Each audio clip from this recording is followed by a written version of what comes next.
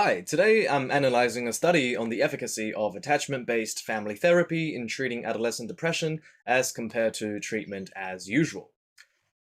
Families are very influential in a child's life. For one, adolescent depression is strongly linked to families with high conflict and low cohesion, and adolescents are the formative years for a healthy transition into adulthood. Families can protect against mental health risks for their adolescents, as family therapy has shown great efficacy in treating many disorders such as anxiety and depression. One such branch of family therapy is attachment-based family therapy, ABFT, which is designed to rebuild trust between child and parent. Sessions with the adolescent are guided to openly articulate their felt injustices without necessarily blaming their parents, and then sessions with the parents are focused on how stresses can influence parenting and emphasize the importance of caregiving. Finally, a conjoined therapy happens that promotes the autonomy of the child through sharing their experiences, while parents are to provide empathic support, ultimately aiming to increase respectful dialogue that talks about emotions. And this study hypothesizes that the remission rate of adolescents treated with ABFT will be higher than those in TAU.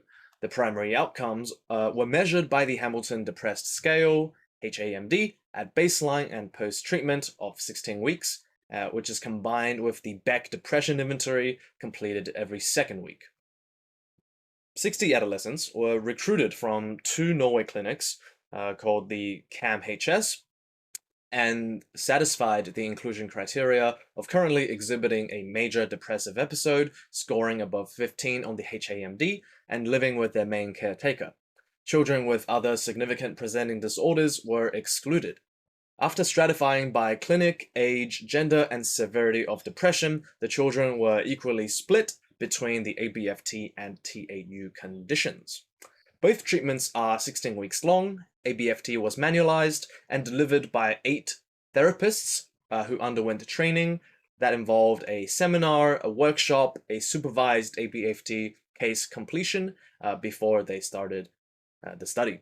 Another 17 therapists undertook TAU and was non-monitored. Results found low remission rates of 5% for ABFT and 3% for TAU. There were no fixed effects or rate of change that was found. No significant interaction between time and the treatment group, but time by itself had a significant effect on depressive symptoms.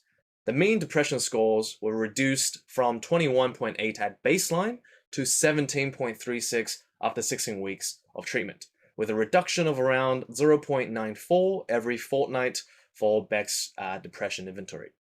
The number of ABFT sessions on average is 9 times more than TAU, which is significant.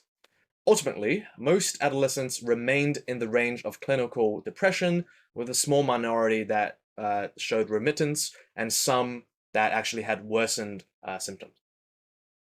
The hypothesis, therefore, was not supported, finding that ABFT was no more effective than TAU in treating depressed teens.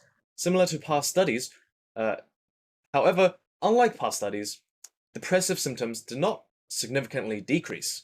The study notes that the clinic typically has low remission for depressed teens anyways, and suggests maybe ABFT is just ineffective for treating depression, and argues even though the sample is similar in depression, severity, and comorbidities, its Norway sample did not reflect the many single-parent or low-income family households like in past studies.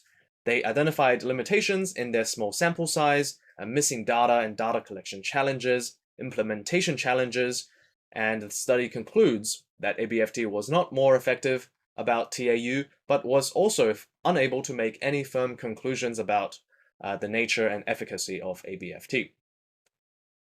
Despite this, Waraan should be commended for the resources and effort for undertaking this very long study spanning 7 years from recruitment to publication. Another strength is the study's effort to account for confounding variables, such as conducting randomization stratification and using practices of past research, such as a similar inclusion and exclusion criteria to isolate looking at depression, and similar lengths of treatment. Finally, the study makes an excellent commitment to training ABFT, such as using trials and ongoing supervision. As for criticisms, the first one is on treatment design. ABFT is a manualized treatment that was delivered after a short-term training, while TAU therapists were allowed to practice within their realm of expertise and tailor the treatment according to the individual. This personalized and more holistic therapy tends to demonstrate significant efficacy for adolescents who even did not respond to manualized treatment, which gave TAU an advantage over ABFT.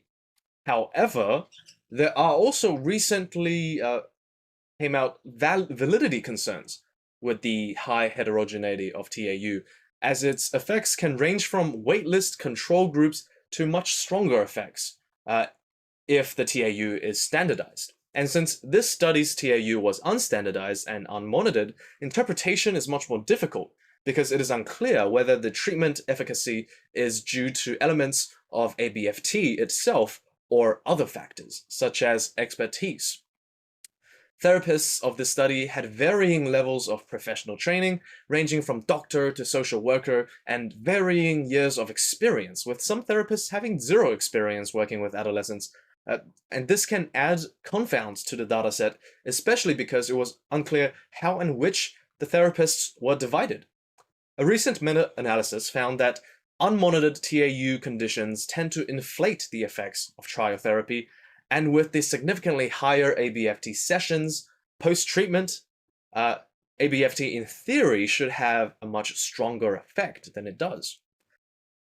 Secondly, this study did not control for therapist effects by having the therapist perform both treatments conditions like a previous ABFT study did. And this can contribute to 8% of data variance according to a meta-study. This may be further exacerbated, actually, by the high variability in professional training and years of experience of the selected therapists. The result of 8 ABFT therapists may be skewed by the inclusion of any low-experienced therapists in the pool. The study also did not test for adherence, which accounts for the success of implementing ABFT, as also done by the 2019 ABFT study, which ensured treatment fidelity, especially important for less experienced therapists. Inconsistency in ongoing supervision was also concerning. The supervisor was often unavailable and settled with peer supervision and phone call support, which would have hindered adherence. The non-significant result may be attributed to therapist effects, which can foreseeably be exacerbated by a lack of adherence testing and consistent supervision. Implications are mostly, for this study, improvements for future methodology. An unmonitored TAU threatens internal validity because it can be highly subject to extraneous variables and make replications and results interpretations much harder. Future studies should record specific information on the treatments delivered in TAU and outline a minimum standardization as to what really constitutes TAU. And through doing so, the methodology of the study could be replicated for future studies more accurately, and the results will be more informative for interpretation and future meta-analyses. Moreover, therapist effects and adherence should be accounted for, especially for new treatments and for therapists who may have low experience. This would require more resources and costs, granted in terms of supervision and additional data collection, but would ensure a stronger treatment fidelity, and it would inform whether the new treatment is actually delivered as it was intended. And finally, the study mentions the result was unsurprising because 60% of adolescents make little to no improvement from TAU in the clinics. The non-significant results seem to be attributed more to the underperformance of the clinic than any particular elements of ABFT therapy, suggesting the setting of the study may be unsuitable for new treatment trials because any significant results are much harder to achieve. The conclusion of the study should include focusing on why CAMHS clinics are seeing such low remission rates for future studies, and keep that in mind before conducting research in this setting. And here are the references.